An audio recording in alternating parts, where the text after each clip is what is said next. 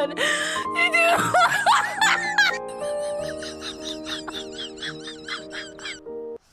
จะได้สีว่ะ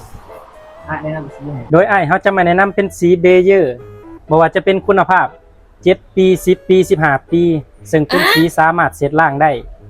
ซึ่งสามารถทาได้ทั้งปูนใหม่และปูนเก่า นอกจากนั้นเขายังมี